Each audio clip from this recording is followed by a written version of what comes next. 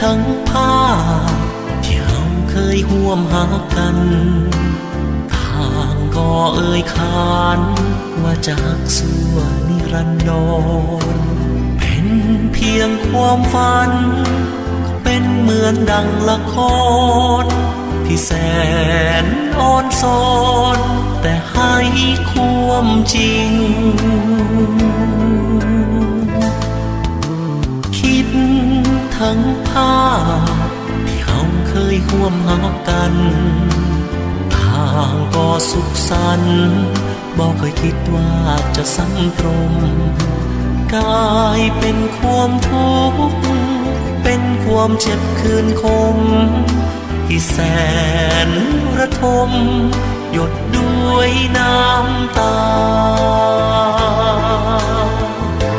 เมื่อลำตาลงครั้งใด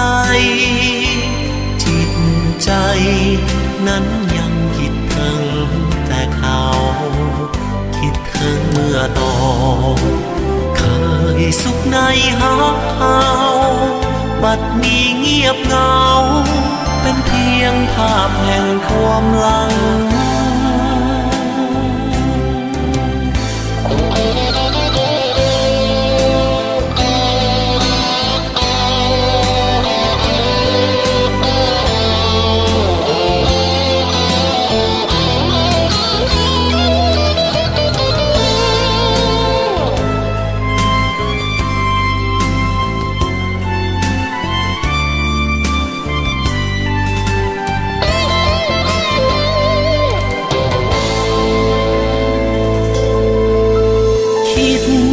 ทั้งภาพ